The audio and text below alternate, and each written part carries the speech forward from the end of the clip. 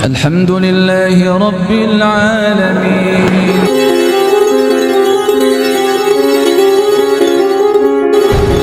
Di saat kondisi seseorang sudah tertutup potensi pertolongan dari sesama manusia, sesungguhnya disitulah Allah sedang membuka pintu jalan keluar.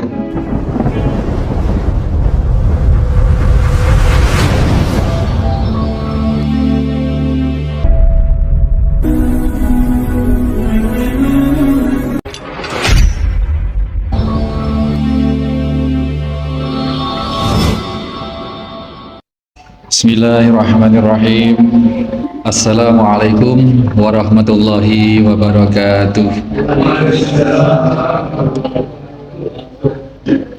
Innal hamdalillah nahmaduhu wa nasta'inuhu wa nastaghfiruh wa na'udzu billahi min sururi anfusina wa min sayyiati a'malina.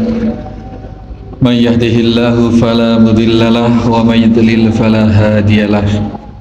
Asyhadu an la ilaha illallah wahdahu la syarikalah. Asyhadu anna Muhammadan abduhu wa rasuluhu la nabiyya ba'dah. Allahumma salli wa sallim wa barik ala Muhammadin wa ala alihi wa sahbihi wa mawalah. Qallallahu ta'ala ya ayyuhalladzina amanu taqullaha haqqa tuqatih wa la tamutunna illa wa antum muslimun. Hadirin hadirat jamaah Masjid Al-Muslimun Curah Jeru Panji rahimani wa rahimakumullah, serta segenap mustami dimanapun Anda berada saat ini. Kita panjatkan puji syukur kehadirat Allah Subhanahu wa ta'ala. Senantiasa kita mengharap-harapkan tambahan karunia nikmat dari sebab kita bersyukur itu, selain sebagai ungkapan takwa kita kepada Allah Subhanahu wa ta'ala, menunaikan perintah untuk bersyukur. Salawat serta salam semoga senantiasa tercurahkan, kita haturkan kepada junjungan kita Nabi Muhammad sallallahu alaihi wasallam, yang kelak kita berharap pada Allah Subhanahu wa ta'ala mendapatkan izin dan ridha Allah, yakni memperoleh syafaat Nabi Sallallahu Alaihi Wasallam di yaumil qiyamah. Kita sampai pada insyaallah pembahasan terakhir di hadis yang ke-30 babus sabr ini, kitab Riyadhus Shalihin, di mana hadis ini sedemikian panjang, merupakan kisah penuturan Nabi Sallallahu Alaihi Wasallam tentang seorang pemuda yang memiliki karomah, seorang pemuda yang dipilih oleh raja untuk menjadi penerus tukang sihir kerajaan. Dipilihlah dia, seorang pemuda yang cakap, kemudian untuk diwarisi sebagai penerus jabatan tukang sihir di kerajaan. Dalam perkembangannya, si pemuda ini kemudian bertemu dengan hidayah ketauhidan dari seorang rohib yang tempatnya dilalui setiap kali mendatangi guru sihirnya, sampai pada satu peneguhan Allah menunjukkan satu kebenaran bahwa pemuda ini kemudian memilih apakah ilmu sihir itu yang benar, apakah ilmu rohib itu yang benar dan diridhoi oleh Allah Subhanahu wa ta'ala, dengan satu tanda: apabila ternyata ilmu rohib, ilmu tauhid itu lebih dicintai oleh Allah Subhanahu wa ta'ala, maka dia memohon kepada Allah untuk mematikan binatang dabah, binatang melata yang menjadi sebab huru-hara di masyarakat. Dia mengambil sebongkah batu dengan berdoa demikian: apabila ilmu rohib lebih engkau cintai ya Allah, maka matikanlah binatang ini. Kemudian matilah binatang itu. Kemudian karena dia telah 100% yakin kepada ilmu sang rohib, Maka pemuda ini balik kembali ke sang rohib untuk menceritakan halnya. Dan diberi penjelasan pada si rohib bahwasanya hari ini engkau memiliki keutamaan, keafdolan yang lebih dari saya, di mana engkau memiliki doa yang dikabulkan oleh Allah Subhanahu wa taala. Alhasil, pemuda ini memiliki kemakbulan doa. Setiap dia berdoa, Allah kabulkan. Orang sakit apapun, Allah sembuhkan dari sebab doa anak ini. Ya, kemarin sempat kita singgung, kurang lebih seperti Nabi Isa alaihissalam yang bisa menyembuhkan, yang bisa mengobati dan diberi kesembuhan oleh Allah dari segala penyakit.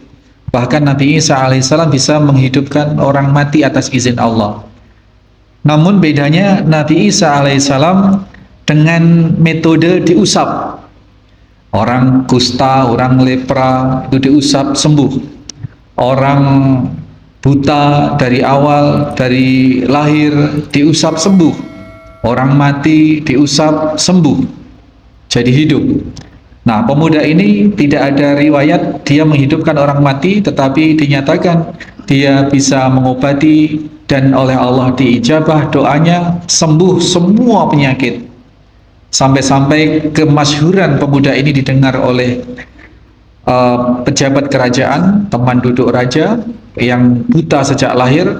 Kemudian dia berobat ke sana, tapi pemuda ini mengaku tidak bisa menyembuhkan suatu apapun penyakit kecuali Allah yang menyembuhkan. Maka apabila pejabat kerajaan ini mau beriman kepada Allah, maka dia bersedia berdoa kepada Allah untuk kesembuhan orang ini dan Allah sembuhkan. Maka benar, seorang pejabat kerajaan ini, teman duduk raja ini mau beriman, menyatakan Allah Subhanahu wa taala sebagai Tuhan yang Esa, tidak lagi menganggap sang raja sebagai Tuhan, maka didoakanlah orang ini dan sembuh. Kemudian kesembuhan ini menimbulkan pertanyaan kepada sang raja, siapa yang menyembuhkanmu? Ditanya sedemikian, dijawab Robbi atau Tuhanku. Nah, Tuhanmu yang mana? Kan Tuhanmu adalah aku, dan aku tidak menyembuhkanmu. Apa kau punya Tuhan selain aku? Kata raja ini. Iya, Robbi wa Rabbuka Allahu Ta'ala. Robbi, Tuhanku dan Tuhanmu itu adalah Allah Subhanahu wa Ta'ala. Maka pejabat atau teman dekat raja ini pun diringkus, kemudian disiksa untuk meninggalkan keyakinan barunya itu. Nah, kemudian dia disiksa, diminta untuk mengakui siapa yang mengajarimu ketuhanan itu, yang mengajarkan Tuhan selain aku. Dia tidak ngaku, disiksa, tidak ngaku, disiksa, akhirnya ngaku, yakni sang pemuda. Nah, sang pemuda kemudian dipanggil, kemudian ditanya dari mana mendapatkan ilmu Tuhan adalah Allah, bukan sang raja. Dia nggak ngaku, disiksa, nggak ngaku, disiksa. Kemudian sampai pada akhirnya dia mengaku bahwa dia mendapatkan ilmu tauhid itu dari sang rohib. Dan sang rohib pun dipanggil, kemudian disuruh meninggalkan agamanya, tetapi dia menolak, dan sang rohib ini pun kemudian digergaji, dibunuh dengan cara digergaji dari kepala sampai terbelah badannya. Kemudian teman duduk raja tadi juga didatangkan, suruh meninggalkan irji antinik, suruh meninggalkan agamanya, tetapi dia juga menolak dan dibunuh dengan cara yang sama.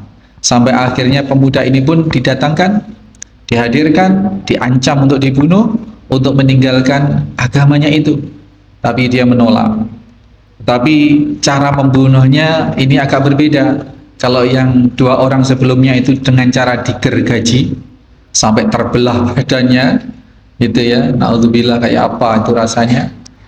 Kemudian kalau sang pemuda ini disuruh bawa pasukan disuruh membawa ke suatu tempat yang tinggi, di suatu gunung.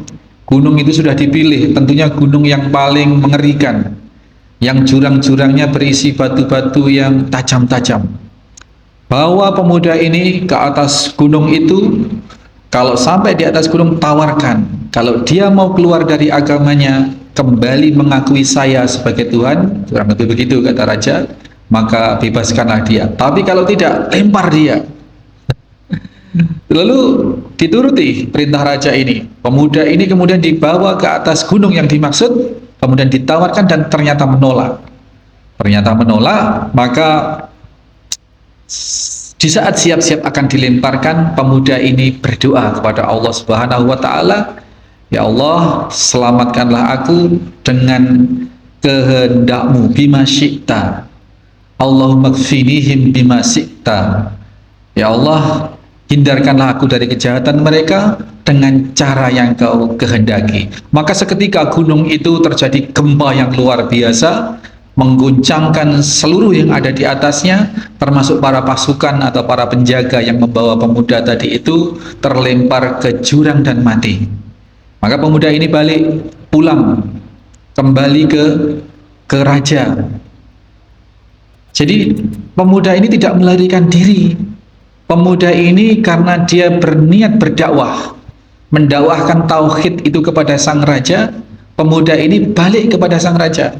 Tekadnya adalah sang raja mudah-mudahan mendapatkan hidayah dan mengakui Allah sebagai Tuhan, satu-satunya Tuhan. Maka dia balik dan ditanyalah, apa yang kau lakukan dengan para pengawalku sehingga mereka tidak kembali? Kemudian dia menyatakan, Allah menyelamatkanku atau melindungiku dari mereka. Hanya seperti itu jawabannya. Kemudian dipanggillah pasukan berikutnya untuk membawa pemuda ini ke atas kapal dan berlayar ke tengah lautan. Apabila sampai di tengah lautan, tawarkan pada pemuda ini kalau mau balik ke agama lamanya, mau keluar dari agama tauhid, maka dia bebaskan, tapi kalau dia menolak, lemparkan ke tengah laut. Maka dibawalah pemuda ini ke tengah laut, naik perahu, naik kapal, sampai di tengah laut ditawarkan dan pemuda ini menolak. Nah, ketika menolak, siap-siap untuk dilemparkan ke tengah lautan, maka pemuda ini berdoa juga, Allahumma kfinihim bima syi'ta. Ya Allah, hindarkanlah aku dari kejahatan mereka dengan caramu. Ini rumusnya ada di bima syi'ta ini, dengan caramu ya Allah.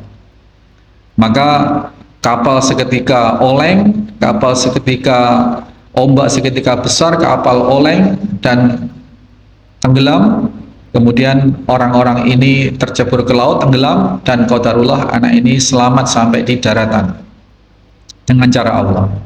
Kemudian balik ke tengah laut, balik ke raja karena misi dakwahnya belum sampai.